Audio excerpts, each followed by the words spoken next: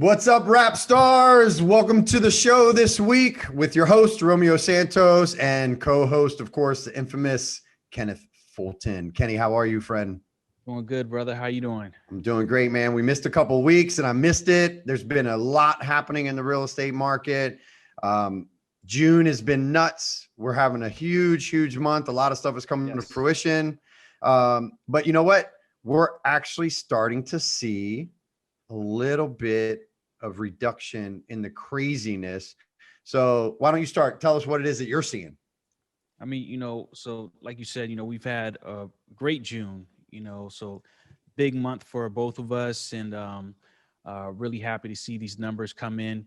But yeah, on the listing side, we're definitely starting to see, and I would just say normalize a little bit, which is Mm, surprising because rates have actually improved a little bit. right. So I think it's a combination of even just personally, some of the buyers, they're now some people have kind of just decided, you know what, I'm just going to wait. So I think there's been a Yeah. natural regression of people deciding to kind of wait on the market. We have more inventory, like even with us, we have a lot more listings coming on the market now. So I think the increase in listings out there has helped. And then with the increase in listings, then buyers have more options to choose from. So Right. it's not like everybody fighting over one house. Maybe now there's three houses in that community that it can go after. Right, right. And also, I think another part of it that a lot of people don't talk about so much, but I think there have been buyers that have lost out on houses after they won the house because it didn't appraise. And so they're starting to say, well, if the appraisers aren't even saying that the house is valued this much, why would I pay this much? And so Right. on the listings that I'm holding, I'm certainly still seeing multiple offers, not 10, 12, 15 offers, 3, 5, 7 offers. So still a Right. lot. But what I'm not seeing people saying, and I'll pay anything between the appraised value and whatever my offer is. And Mm-hmm. that is definitely a swing from even just 30 days ago. Hmm. Yeah, I think it's really important, from the agent when you're representing buyers to really make sure that you're looking at the comps and look at the likelihood of this home appraising. I think one of the key things that's helped me is to look at the stats of the listing agent and see like, well, how many houses have they sold, in the past year? What's their experience in this market? And if I see that they've listed the house, maybe they didn't list it aggressively, maybe they listed it at the target price, Mm-hmm. then it's like, okay, well, we need to have a conversation and say, hey, look, this offer is asking price, or 5,000 over, but not 50,000 over like it was a couple months ago. Right. And, but I think this house has a good shot of appraising for what this offer is coming in at. So maybe there's no appraisal shortfall here, but we're just being realistic about the numbers at this point, So if the appraisal Mm-hmm. comes in light, like that's the most that our buyers going to be willing to pay. And I think that's fair as long as the other agent can also relay that message, to their seller. Right. And I'm also starting to see that there are some houses that are starting to pick up days on market. Now, these are Yes. houses that maybe aren't quite as nice. So I Mhm. think we're starting to see a slight normalization. We're almost, I hate to say that we're at the peak because who the heck really knows? But Mhm. I feel like we've hit our peak and I feel like we're finally truly starting to crest over, right? So, like, if you've ever ridden a roller coaster and you're sitting in the back, even Right. though the front is already heading down, you still don't know it yet until you get up there and then Yep. you start whipping down. So, I feel like the front of the roller coaster is starting to head back down. Now, I don't mean to scare people. I don't mean a roller coaster like a big wild ride on the way down. It could be one of the little bumps on the way, but we are going to start to see a, a slight increase in inventory slowly, and we're starting to see a slight decrease in the amount of buyers, even though rates are still strong. You're Mhm. right. And that is going to begin to normalize the market a little bit. And I think what it's going to do also, because we've seen a lot of dog houses out there, I think you're going to start to see that there are actually going to be more houses that sit longer because they didn't take the time to prepare them the way they needed to. They just Mhm. thought the market was going to do the work for them. Mhm. Even my investors, we're starting to see more houses come on as foreclosures because a lot of those restrictions have been lifted. So I think we're going to start to see, just like normalization, like we were yesterday with our team event out at a restaurant without face mask, we're going to start to see things normalizing in the real estate market as well. Yeah. Yeah. Really good point. One interesting one that happened last week was the buyers were looking at these two townhouses, and one of the townhouses was priced about $50,000 less than the other one in the same Hmm. community. And so they really wanted the lower priced home. And so I was like, oh, well, obviously it was $50,000 less. Right. But, realistically, that house was priced very aggressively. And I think they ended up with about a dozen offers, right? And so before we even went after that one, I was like, well, look, let's go check out this other one. It's in the same community that you were looking at. It's on the top side of your budget, but I think it's priced well. I think it's priced where this other one's going to end up at anyway. Hmm. But this other house had been on the market for 22 days. Yep. Right. So I was like, okay, well, at 22 days, it's probably a pricing issue or there might be something going on in the home. Right. So we walk into the house and this smoke smell immediately hits you like really hard. Mm. Sorry. Like cigarette Going back. smoke. Excuse me. Yeah, cigarette smoke. So literally the owner, I guess she smoked in her garage, right? And Mm. I think, she'd been out of the house for a couple of days. It was really hot in there. I mean, as soon as you open the door, it was just bad. It just hit you like, like an ashtray. And so I was like, all right, well, think about it like this. There's probably people, but other than that, this house checked off every box on their list other than the smell. Sure. And, that's something that you can do something about. You could paint over Totally. it.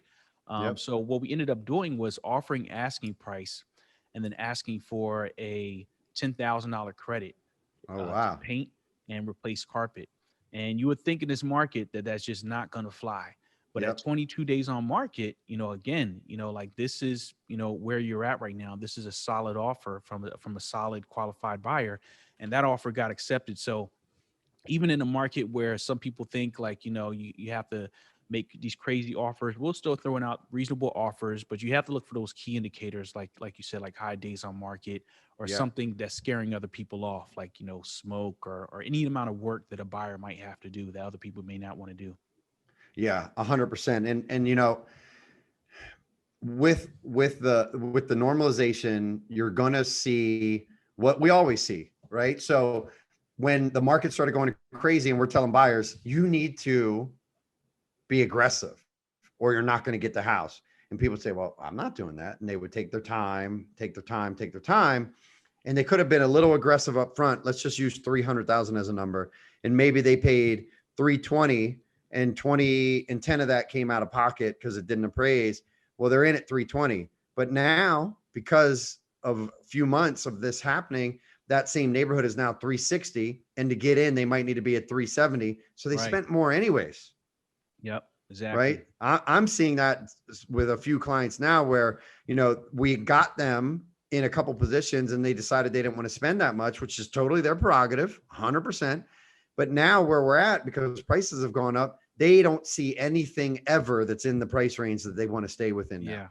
Like Whereas those at least days just before they might were be just a little gone. bit over. They might be gone. Now those days may come back, but they might be gone. Right. Mm. And so just like that, where people were slow, sellers are going to start to be slow. So it's going to be huge for us as agents out there and for consumers to really educate themselves to make sure that they understand what the heck is going on so that they don't get themselves into trouble. So again, doesn't mean that you can't still get more money than you're listing the house for, because you can, yet you better make sure the house looks good, right? Mm. There's two houses that we showed last week in Mount Airy to very good friends of mine. They sold their house for 50K over ask, but they had the house looking perfect.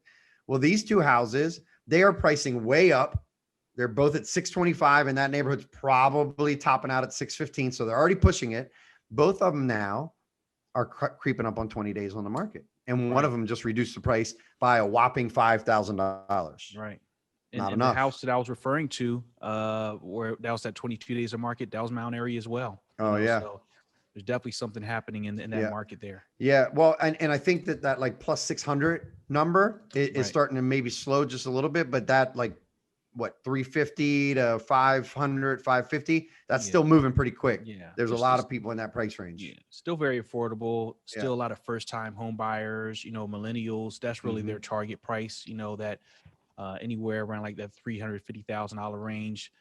Very affordable. And where rates are right now, and depending on where taxes are in your neighborhood, like that payment is still very comparable to where most people are paying rent. So just an easy way for people to go from like, oh, that's close to what I'm paying for rent here, and I can have a whole house for the same, same price. So it just makes sense for a lot of people.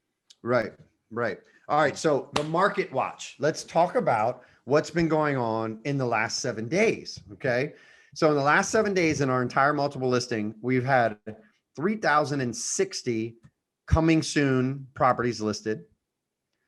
And we've had new active listings. This is in the last 7 days, 6,810. So 6,810. Okay. Wow. Now, here's a very interesting number that I look at. Back to active. So everybody out there that doesn't understand what that means, it means it went under contract or maybe it went temporarily off, but something happened and then it went back to active. 1,214. Now, how many coming soons did I just say, Kenny? 3,060? 3,000. Yeah. Guess how many prices decreased? Hmm. 2,923. So Wow. almost the same amount of houses that went coming soon also had to reduce their price. Wow. Okay. Now here is a big indicator. Okay. We've got coming soon, back to active and active. We're at 8,000, 11,000 total, roughly. Okay. Active under contract and pending, 11,000. But closed 8,000. So that means that we actually are starting to go up from that 1 month of inventory. Yeah. So we're starting to see it. So agents out there, pay attention, look at the numbers, make sure that you understand consumers, make sure that you're working with somebody that understands the numbers. Ask them, hey, do you have the numbers? What's going on? How many months of inventory do you have? If people can't answer those questions for you, either right away or within a reasonable amount of time, then you may need to continue to interview so that you can get with somebody that understands that. The market is not shifting like it did in 2007. So don't be afraid, everybody. Yet it is going to start to correct itself and start to normalize. So just be prepared. If you've been holding out, you might want to hurry up and get on before it's too late. And if you're starting to think that you might want to give up as a buyer, hold on a little bit longer. The tides may turn in your favor. Bless you, Kenny. We got to get you some Zycam, not Zycam, Claritin. I know, man. I'm using it all. I apologize. No worries. No worries. All right. So listen, we wanted to do just a quick update this week, right? There's not a crazy amount of things going on, but we are starting to see that as the big one that you really want to be focusing on. So keep an eye. Also, ask the agents that you're working with, what's going on in the communities that I'm looking, right? What do I need to be aware of? And also when you're listing houses, does that work? Are you really going to be able to do this? Listen, we just listed one in Randallstown right at what the market had just recently sold for. So we weren't trying to push it at all. We got an offer for $25,000 over asking, but guess what? There's zero comps to support it. And so unless they were going to pay the difference out of pocket in cash, it was of no benefit. It was kind of a moot, offer. Well, we were able to go back and negotiate and get them to come up with a $7,000 guarantee over and above any appraisal shortfall. But if we didn't do that, well, then you could have just taken any one of the offers that were at 305. Yeah, exactly. Right. All right. So everybody inform yourselves. Make sure you're working with people like Kenny and myself here at Red Anchor Properties, and call us with any questions anytime. Kenny, where can they reach you? Cell 443-763-0958. Or Maybe today too you much might want to clarity just for- text me since too much clarity for Kenny. I know. Benadryl's getting to my head. And Instagram is Realtor Kenny Fulton. Beautiful. All right, guys, you can get me at 240-401-8023. Call and or text is the best way. You can certainly find me on Facebook and also Instagram at Red Anchor Properties. You can find me as Romeo Santos on Facebook and my personal account, and Realtor Romeo Santos on Instagram. So R.A.P stars, thank you so much, Kenny. I appreciate your time. Thank you, man. Thank you. Appreciate it. You're very welcome. All right, everybody, have a great week. We'll be back next week. All right. Have a good one. Peace.